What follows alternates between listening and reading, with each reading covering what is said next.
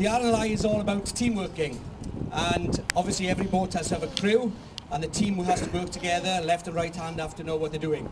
And I'm feeling a little bit lonely up here on my own, so I need a team member, a volunteer to come and help me. Straight up with his hand, young man, come on down. Give him a round of applause, ladies and gentlemen. What's your name? Kieran. Where are you from, Kieran? Bournemouth, just about up the road. Now, the Rnli is very keen to make sure that health and safety is adhered to. It's very dangerous up here, so first thing you've got to do. Second thing you've got to do is put a life jacket on. Comfy. It's not supposed to be. Have you ever spent any time on the sea, Kieran? No? There's a first time for everything. We've only been at it 5 minutes. But it looks as if our crews are ready. Now, as it was alluded to already, the Burry Port Crew are the official Rnli display team, and we've set a benchmark a few years ago with this capsize, and it was against the clock. The Blackpool team, after a couple of beers, thought they could keep up with us. So we've got 2 boats this year, and hopefully going to make it a bit more interesting for us. So we're going to have a stopwatch, so you're my watchman. So I'm going to give you a stopwatch, and when I say go, hit start. Know how to work an iPhone? Yeah? Good start. Don't need to spend any time. Okay, ready? Both boats ready? Okay, as you can hear, the engines are running on both boats as they would be on a service. And the problem is, as soon as they tip the wrong way around, they suck the water in. Okay guys, over you go. So what I do, I just give them the signal. I'm going to get both boats the wrong way up first of all. Hey, Blackpool team are over. Now the clock's not going to start until we get them going the right way up. Okay, you saw how easy they were flicking over the wrong way. And again, this is teamwork. The Burry Port team are taking their time. Okay, now then what's going on next now is, as a team, everyone has got a responsibility and knows what their function is as part of this drill. They're climbing on board the upturned deck via the engine well, because they're using the engine as a step ladder. They don't want to excel too much energy because they've still got a lot of work to do. So with the upturned boats, the painter line, in other words, the bit of string on the front, the bow of the boat, is designed that its length is designed to help and assist righting a capsize. Now, keep the paint line about 6 inches short from your propeller. On the Rnli, we don't do things like that, so occasionally they get caught in propellers.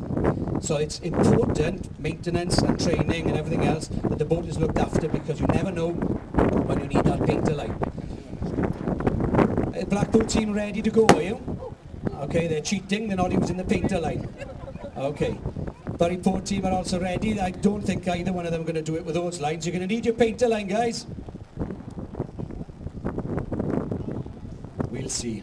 They're making it hard for themselves. Okay, what's going to happen here now? As soon as we give them a 3, 2, 1, I need a bit of support from you guys in a big heave, because they can't hear me going 3, 2, 1. Like I said, first one of the day. Not very well organised, unfortunately. Here's me facing you, looking like a plonker with them out there. Are you ready? You need your painter line, you're not going to pull you with that.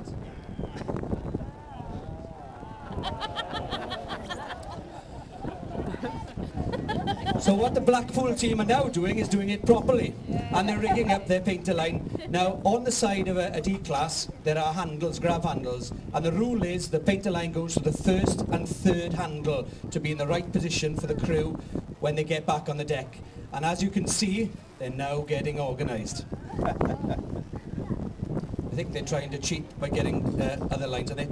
If the line is too short, they're not going to get the leverage to bring it over. If it's too long, then they'll go over and into the water before the boat comes down. So this is quite a critical moment. Blackpool team look as if they're ready now. Excellent. Burry Port team are nearly ready. And obviously the longer they're upside down, the more water is going into the engines and the carburetors, and the harder it's going to be to start.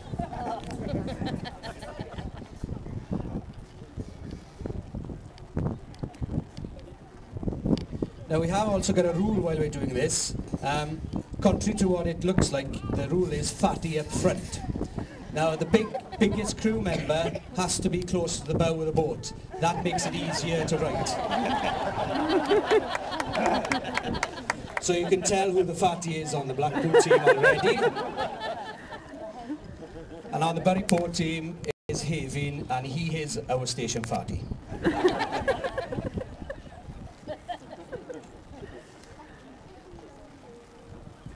Are you ready, Kieran? Are you nervous?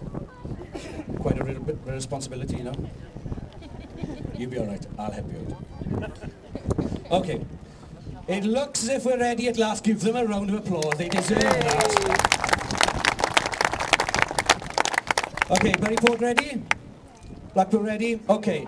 On 3, and I want a big heave, because they're not going to be able to hear me, okay? So it's 1, 2, 3, heave!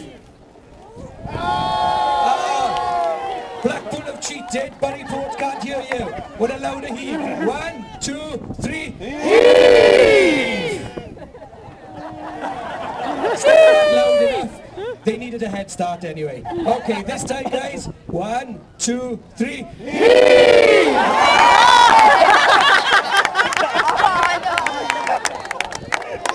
Typical, I've been let down by my station once again. Thankfully, the Blackpool team are showing us how it's done. Now then, what they are doing, now as you can see, that emphasises how easy it is to get it wrong. The Burry Port team actually did that intentionally, I hope. So they're getting back on board the boat. What the Blackpool team now are doing is they're taking the engine cover off. Now, like the all-weather lifeboats are designed to roll back when they go upside down. The Atlantic 85 and 75 has got an inflation bag which rights it back. And they've all got engine shutdown systems, so as soon as the engines go up to a certain point, the engine's cut out and they're fairly easy to restart. On the D-Class, we don't have that luxury, and there are lots of reasons why we don't have that luxury. I'll explain in a little while. But what they've got to do now, with the engines running, it's sucked all the water into the carburettor, into the piston chambers and the crankcase. So what they've now got to do, take the engine cover off.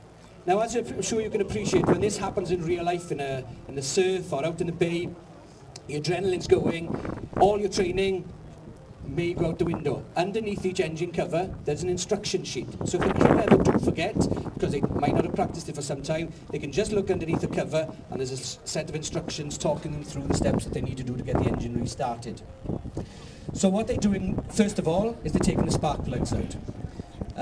There is a toolkit inside the engine cover which has got a pliers, screwdriver, plug spanner, spare set of spark plugs. Now, once the engine plugs have been removed, the guys then will have to pull the pull cord manually to get the water out from the chambers. What we'll see, okay, Burry Port team are finally ready to go again. This time, don't let me down. Okay, 3, 2, 1, heave! Yay!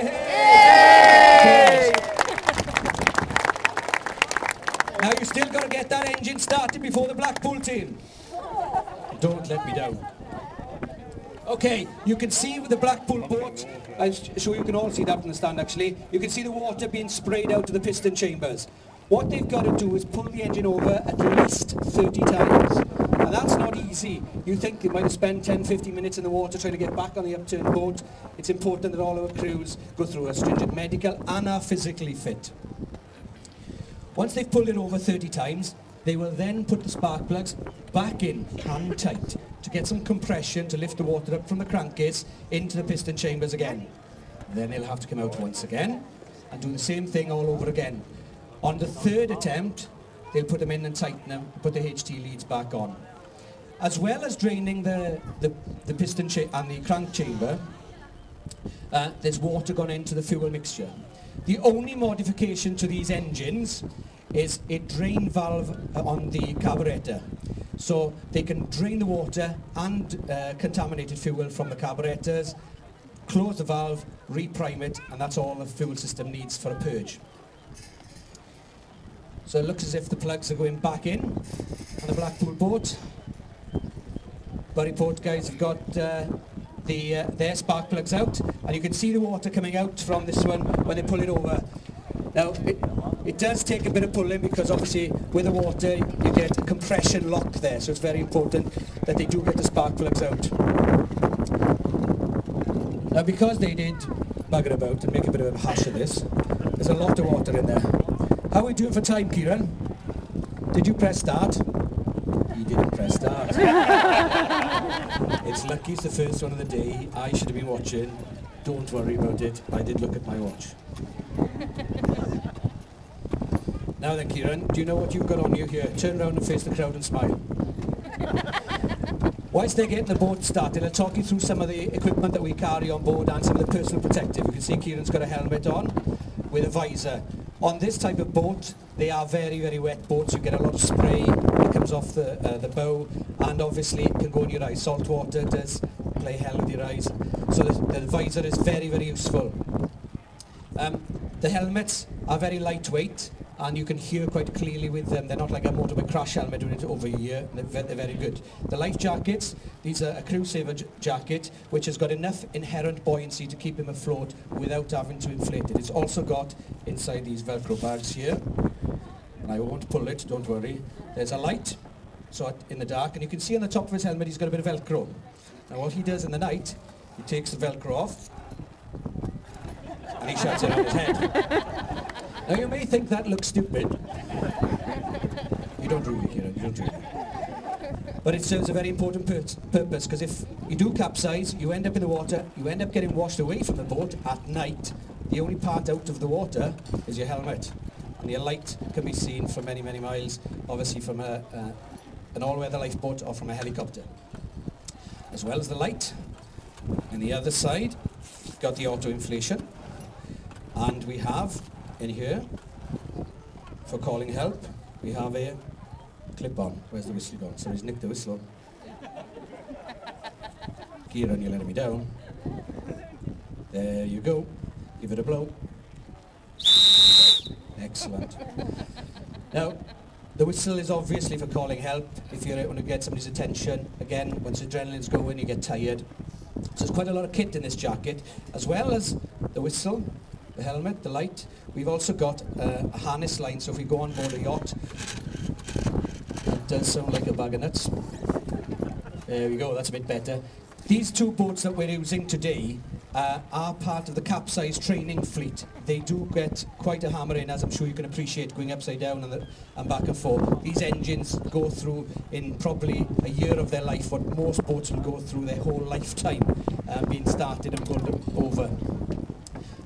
Burry Port Crew looks as if they're getting their spark plugs back in and getting the water raised up. How are the Blackpool team going? Are you ready to fire it up yet? Oh, another 2 or 3 minutes and they think they'll be at it. Okay, back to our life jacket. We've got a harness line I mentioned, and one of the things that's vitally important, and I'm sure if you do have any boats of your own, one thing that a lot of people forget, a life jacket is only good if it's on you. If you fall into the sea or into the water and you're cold, the life jacket can easily inflate, and believe it or not, it will raise off you. One thing that you've got on you, Kieran, that is vitally important that you haven't done. You haven't clipped your crotch strap up. Put your hand between your legs, and you've got... I'm not going to do it, don't you worry.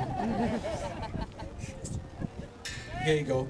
Those crotch straps will stop the lap with the jacket from lifting off. Vitally important. A lot of people... Oh, the engine cover's on with Blackpool. It fired up, but can they get it running? The Burry Port team are now panicking. They don't want Blackpool to...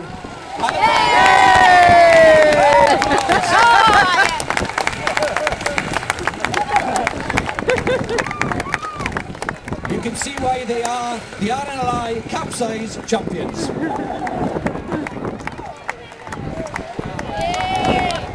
Blackpool team, get it ready, give them a round of applause.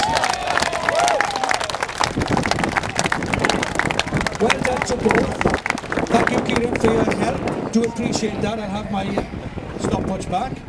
One of the things that I didn't tell you, and I will do later on if you're sticking around for the day you want to come back, I'll go through what equipment we carry on the boat and give you a bit more knowledge on the type of things we're carrying. If you enjoyed the show and what I've had to say, my name's Owain David. If you haven't, it was Captain Fogarty. Thank you, Owain. We now know why the crews were in the wrong boats because Burry Port got on that one and they obviously doctored it, so they're going to be on that one, definitely. Thank you, ladies and gentlemen. The next